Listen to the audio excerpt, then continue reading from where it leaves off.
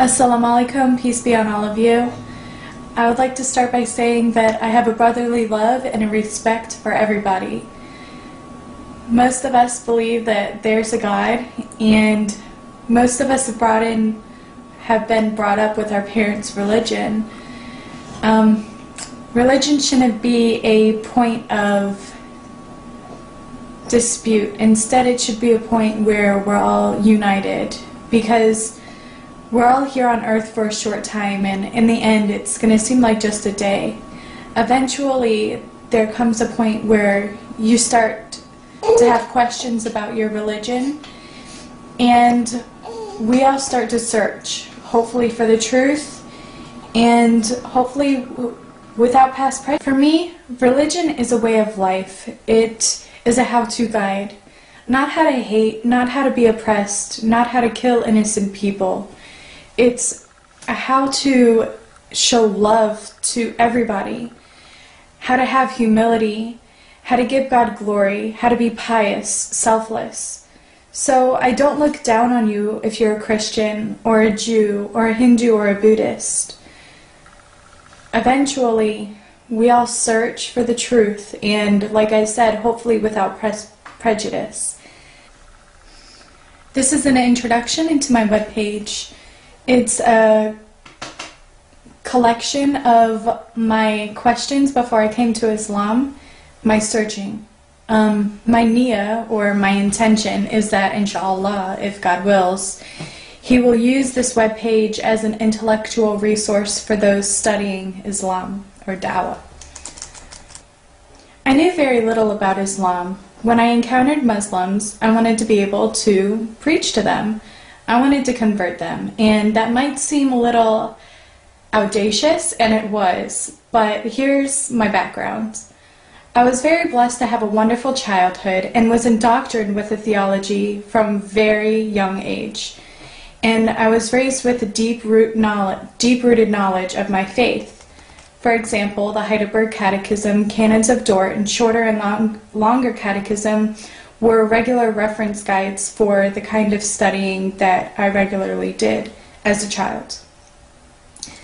I was raised as a Presbyterian Protestant Christian, went to church 2 times on Sundays, went to catechism and prayer meetings on Wednesdays, was raised in a Christian private school all my life, have 3 uncles who are ordained ministers, and my father is an extraordinary man who's also an ordained minister. My grandparents were missionaries to Africa, Kenya. One of my uncles is currently on the mission field in South Africa, preaching mainly to Muslims. I praise God for my childhood, and I wouldn't trade it for the world. Religion was not just a name for me, and it's not just a name for me. It was my identity, a source of serenity. I felt a sense of fulfillment with studying and the knowledge of my religion. So I felt very confident in my faith, and I'd propagated Christianity before and thought I would have no trouble talking to these Muslims about religion. So I started asking them questions about Islam, not for my knowledge, but just to open the topic and to see where I could wedge in Christianity. Even though I knew nothing about Islam, I was trying to just tell them a little bit about Christianity and hopefully get on a conversation or a dialogue with them. The person I spoke to knew that I was a devout Christian and told me that he believed in Jesus. As a Muslim, he believed in Jesus, and that Mary was a virgin, and that Jesus healed the sick, the blind, the lepers, and that he believed that Jesus was one of the greatest prophets, like Abraham, David, Noah, Jonah, Moses, etc., who all did miracles, not with their power, but with God's, which really surprised me. I didn't know that they believed that. I told him that I heard someone say that Muslims worship Muhammad, which is hilarious now thinking about it, but that was my distorted view of Islam. I knew nothing about it. So he told me that, I told him that I heard that Muslims believe that Muhammad was the Messiah instead of Jesus. He believed that Jesus was the Messiah, translated Christ. And he laughed and said that he believed that there was only one God. And this God created the universe. He sustains it. He is absolute and eternal. He was never born. He does not procreate. He's not a man. And he is above comprehension. So he can't be Muhammad. I started explaining the theology behind Jesus' divinity.